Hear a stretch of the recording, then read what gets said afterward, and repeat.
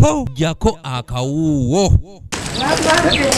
Amyuka RDC mu district y'e Mukono Richard Bwabye abadde agenze okuggulawo project za gavumenti ezikoleddwa mu district y'e Mukono mu Gombololo okuli Ntenjeru, Mpatta n'Empunge mu Nsimbi ezaweebwayo banka y'ensi yonna. Support of World Bank and a health sector support project. Then that is a shelter. Mu projects zino mwalimu okuzimba maternity ward Abakyala Webazaalira n'ekigangu abalwadde bwe balindira okufuna eddagala nga maternity wonna awamu yamalawo obukadde 5 nga kwaliko tanka y'amazzi n'ekifo we bookyera ebikozeseddwa eby'abakyala ate ng'ekigangu ne kimalawo obukadde 36 nga bino byonna byazimbibwa mu mwaka gw'ebyensimbi 2018-2019 ko ne 2019-2020. Amyuka RDC Bwabye bano yakabatemye nga bw'atagenda kuggulawo kigangu kino kubanga waliwo ebikibulako oluvannyuma lw'okukyetegereza nga tekiri mu mpagi eziyinza okukiwanirira ebbanga eriwera ate nga kikozesebwa bakyala okusinga ab'embuto.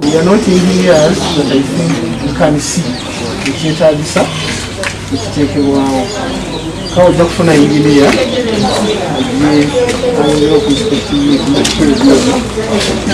technically. Ono agenze maaso naggulawo ekizimbe kya maternity ward n'ategeeza nga bwazze okuggulawo abantu bategeere nti gavumenti erina kyekoze era n'akubiriza abakulembeze okutegeeza nga abantu ku bintu ebiba bikoleddwa gavumenti. Gavumenti eya wakati ate ne ku district y'e Mukono ya okutongoza ekizimbe kino asaba kiganyire bannamukono naddala okusingira ddala abantu b'Entenjeru bafuneyo obujjanjabi basobole okubeera abalamu ebbanga lyonna. Baba ku balwadde betusanze ku ddwaliro lino bategeeza RDC nga bwe balina obwetaavu bw'okubafunira ambulensi olw'abantu bangi okuva ku bizinga naye nga tebalina ambulensi ebayamba okutambuza abalwadde mu bwangu ddala naddala abakyala bannakazadde. Byemukola bano kabonero akalaga ti ndowooza Desemba wanaatuukira tunaaba tufunye gundi eddwaliro eddene mu kitundu kino kubanga abantu abava ku bizinga bajja wano naye mu bizibu bye tulina kyenyongera okwogerako titulina ambulensi kubanga ambulensi wetaba mu kitundu nga kino tuba n'obuzibu bungi ate nga abantu bayinza okuva ku kizinga n'atuuka wano nga naffe twali agadde okumwongerayo.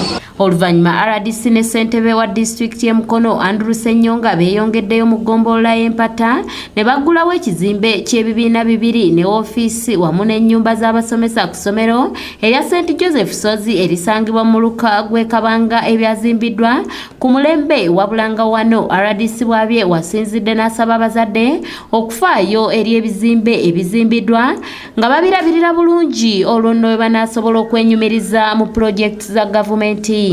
Okutongoza ekizimbe kino era tukikwasa abazadde abaana baffe ab'essozi basomeremu.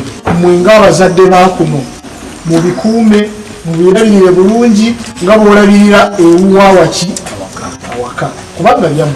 Ye ssentebe wa district y'e Mukono Andrew Ssenyonga ategeeza nga projects zino zonna bwe zizimbiddwa awatali nguzi yonna eri ba contractor nga ensonga lwaki biri ku mutindo. Twebaza nti at least mu kintu contract yonna nga bwe ya designing okubeera mubaddemu ekyenjawulo nti tubadde tewali mukulembeze mu kisanja kino kyentambuliddemu omuntu ayinza okujja n'agamba nti project yagulangule.